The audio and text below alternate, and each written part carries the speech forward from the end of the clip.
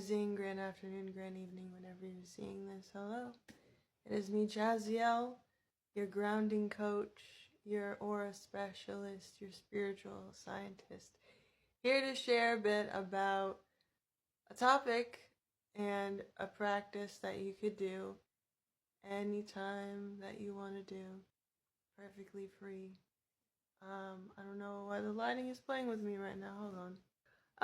So I want to just share quickly the neuroscience or neurobiology, as some might say, behind the practice of using gratitude, or as people say, practicing gratitude every single day. All right, it's very simple, very easy to do, and if you've never been taught or explained how that works, give me a few minutes of your time. All right, now the term or practice of practicing gratitude every single day is something that is literally reshaping the way that you think and reshaping your reality based off of what you're choosing to focus on. So the concept of neuroplasticity is how your brain rewires itself. So when you focus on taking care of yourself more, when you focus on practicing gratitude more, when you focus on using your thoughts to help you along in life instead of hinder you, you start to get more positive thoughts, more things to be grateful about, more things to focus on in terms of what is going right in your life versus what is going wrong in your life, and being anxious and worrying and getting out of the present moment and stuck in the future or going back into the past. And this is something that a lot of people are not taught by therapists. CBT therapy, regular therapy, psychotherapy is just now in the last few years talking about the benefits of practicing gratitude. But myself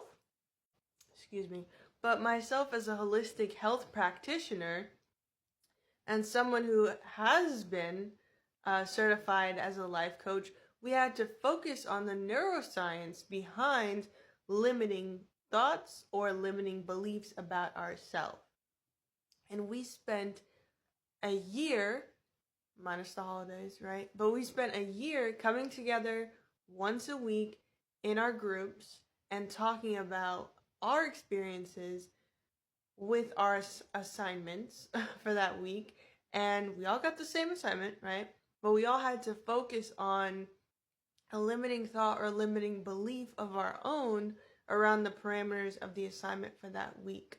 So we, at the end of that 1 year, were able to see all the different assignments and things that we did and take a look at our writing, remember the feedback we got in our group sessions, and also we had to track our feelings and certain things throughout the week with the assignment. So we made if-then statements to push us along for the week. We had buddy calls, is what they called it, but having an accountability partner once a week. Sometimes we kept that accountability partner the next week. Sometimes we switched it. It was just depending on people's schedules. So really, it was a lot of different techniques that we used. But again, at the end of that year-long program, we, keeping the assignments, keeping the, memories and everything that we did, basically going through our own exposure therapy, right? We were able to completely reprogram our mind, which helped rewire our brain and our nervous system at the same time.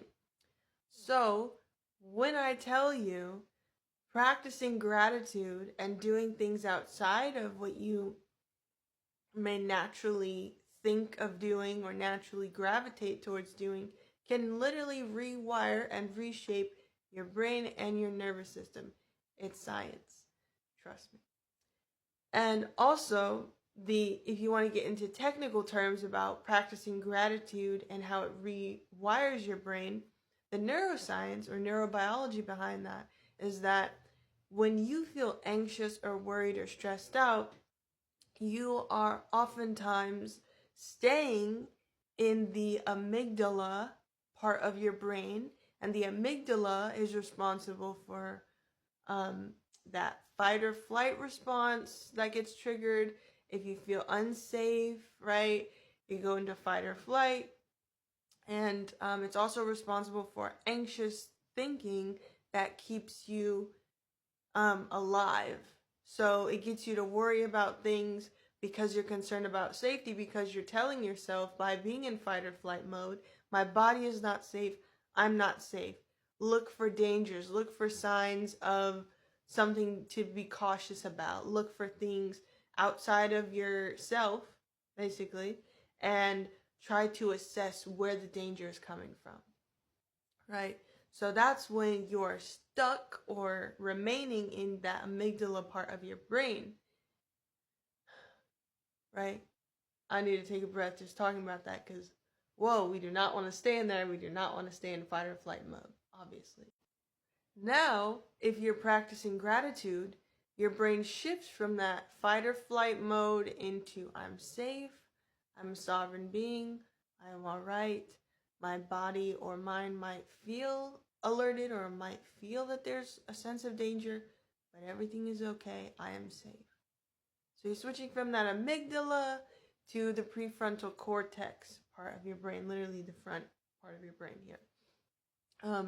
And that is something that goes into rational thinking and decision making, right? So we want to stay in that prefrontal cortex. We want to stay calm.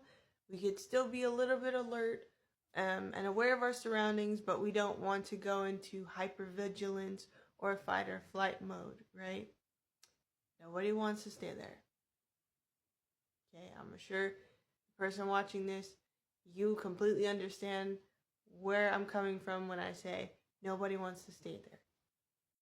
So when you go from the amygdala, worried, anxious, fight or flight, to the prefrontal cortex, rational decision making, I am safe, everything is okay.